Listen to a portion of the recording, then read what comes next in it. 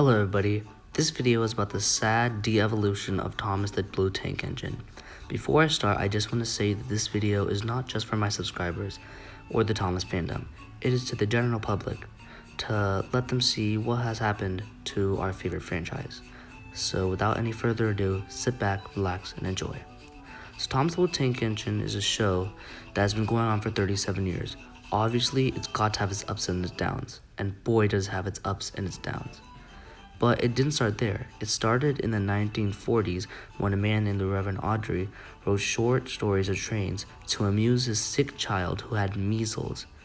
His wife eventually persuaded him to get these books published, and after many tries, the books were published. Obviously, the books were a big hit, and it was a big success because the stories were based off real-life events and the engines were based off real-life engines.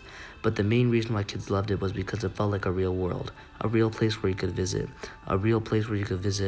with real-life engines and a real island to go. It wasn't just some fantasy land or some magical land. It felt like a real island. The stories went on for 27 years. And in 1979, a woman named Britt Alcroft asked the Reverend if she could make his stories come to life on the screen. The Reverend, with some hesitancy, said yes, and he agreed to make Thomas the Blue Tank Engine go on the screen. So with the help of David Mitton, Britt Alcroft, and narrator Ringo Starr, and George Carlin, the show came onto the screen, and it was a very big success. Thomas the Blue Tank Engine is a British show, but it found most of its popularity in America and other countries. This, in America, was when Thomas the Blue Tank Engine got its big boost. And that's when Thomas the Blue Tank Engine really started to rise. From 1984 to 2000, this show was amazing. Everyone loved it, and everyone took it seriously because it felt real. After season 4, the Britt Alcroft company decided to stop using the Reverend stories, but despite that, it was still a very good hit, and it was still a very good success without using the Reverend stories from season 5 to 7.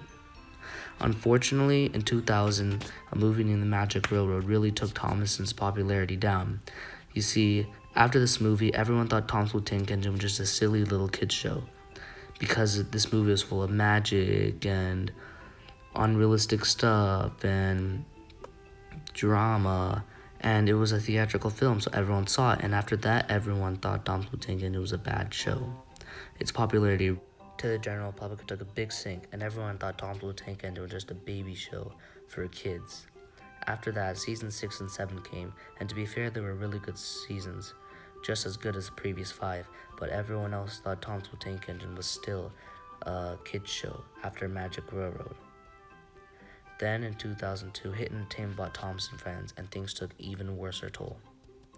You see, Hit Entertainment had Thomas and Blue Tank Engine as just a kid's show, and for the next 5 seasons from 2004 to 2008, Hit Entertainment made Thomas and Friends bad, and it was a 3 strikes formula where a character makes a mistake 3 times in a row.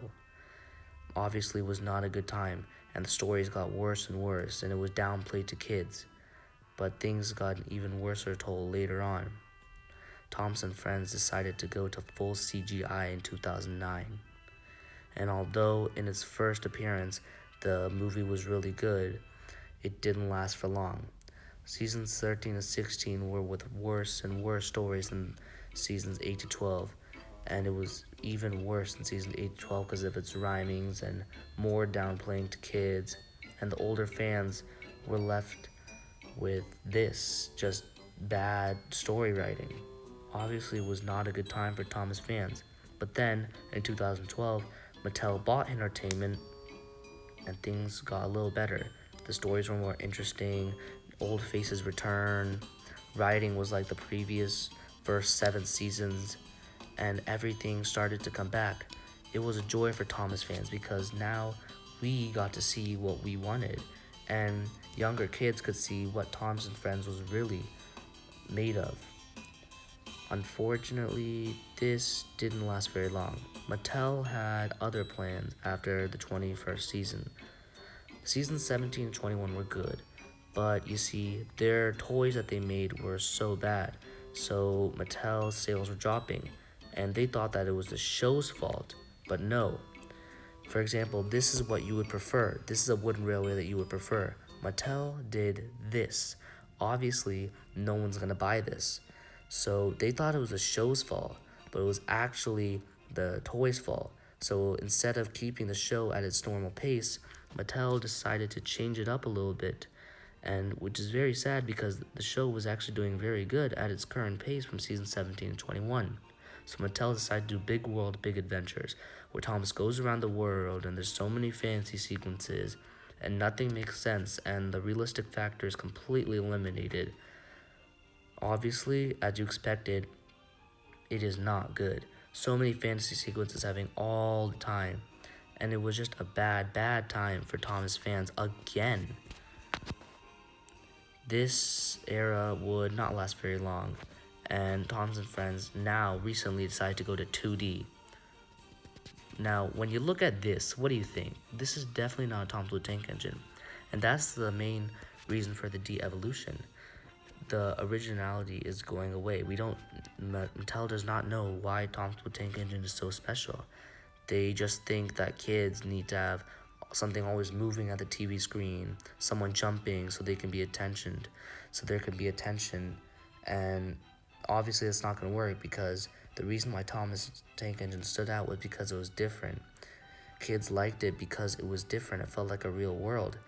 This does not feel like a real world. This feels like a fantasy land, just like the Reverend didn't like. The Reverend wanted his stories to be nice and wanted to make it feel real. This is doing opposite of the Reverend, and that's not good because the Reverend's stories were the reason Tom's Blue Tank Engine got popular in the first place. Mattel says that they're going to look to a new generation and times have changed, but I just don't think that's the case. Kids like the old show a lot more than this because when I was little, I liked the old show a lot more than the Miller era. Sure, the Miller era and the Hit era is nostalgic, but I like the old show because the stories were a lot better. So, coming from someone who grew up in the Hit era, I obviously preferred the classic series better than the Hit era. The Hit era was nostalgic, but I liked the classic series because the stories were more interesting.